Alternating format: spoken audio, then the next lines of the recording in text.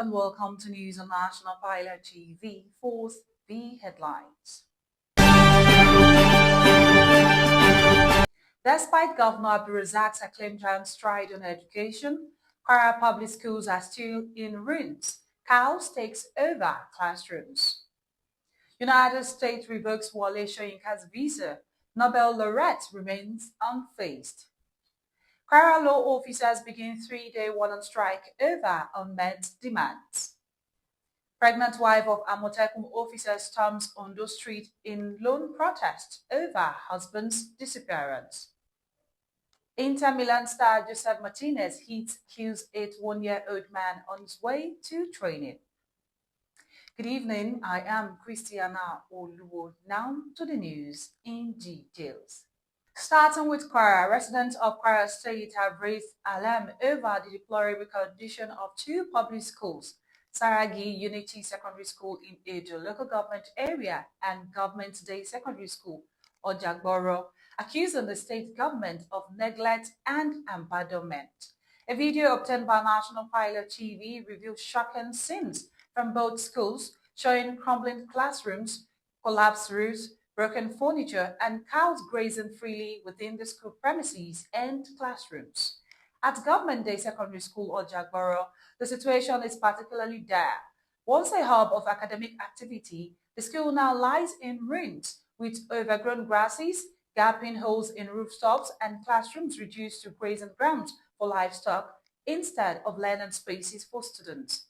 Similarly, Saragi Unity Secondary School in Edo local government area is in a pitiable state, with classrooms lacking doors and windows, roofs badly damaged, and walls covered in cracks. A community leader in Saragi who spoke in the video lamented that the school has suffered years of government neglect, leaving students to learn under unsafe and unhygienic conditions. Why we decided to come down here is because we are made to understand that both the TESCOM, the suburb, and the local government and state government claims that they are doing much in the renovations and equipment of the schools in our community and the local government. You can see by yourself, like this building, classroom building, there's not even windows, no any facilities, every single chair. You can come up and come and sit yourself. This is what the state government, Abdulrazaq and Damguru and the rest of them are claimed they have done for us. So this is where our children are learning their educations. Come up and sit yourself. Not any single bench or seat or chair that is here. Come and sit yourself. You should look at it. Look at everywhere. No ceiling. Look at the roofs. Everything is collapsed. With all the allocation come from the national level, from the federal government to the state and the local government, this is what we are receiving. This is good. This is the government of Abdulrazaq and our council chairman at our local government, Damguru. So we want the whole world to see the irony of their claims, the hypocrisy of the government of the day. On foreign scene, United States government has revoked the visa of Nobel laureate Professor Wole Soyinka, effectively barring him from entering the country. Soyinka disclosed this during a media briefing in Lagos, revealing that he received a letter from the United States Consulate dated October 22, 2025, stating that his B1/B2 non-immigrant visa has been revoked pursuant to the U.S. Department of State regulations. Soyinka expressed confusion over the decision, citing his lack of any past criminal record or misconduct that could have warranted such action. Somebody who, as I said, even launched the era of Heraclitus in the United States by making permanent resident cards non-permanent, showing that no condition is permanent. So, I thought I would let all of you know the possible catalogue of my crimes. Only one conviction, which I signed guilty at the airport for carrying a few letters. Otherwise, I don't know what else I could have done. But maybe I've also written plays about Idi Amin.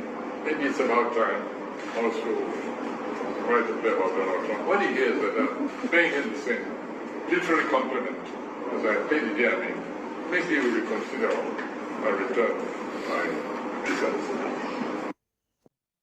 And back to Kwara story. The Kwara State branch of the Law Officers Association of Nigeria Loan has commenced a three-day warning strike which began on Monday following the failure of the government to meet their demands. The association decried the lack of government response to their yearnings, noting that 14-day notice of warning strike lapsed on October 24, 2025. In Ondo State, a middle-aged woman has staged a lone protest in Kwara, the Ondo State capital, demanding to know the whereabouts of her husband, identified as Victor Temitope Akinshikbe. In a video that surfaced online, the woman, who appeared to be pregnant, was seen crying and carrying a placard at the Igbatoro Road roundabout, which leads to both the Amotekun Coast headquarters and the governor's office.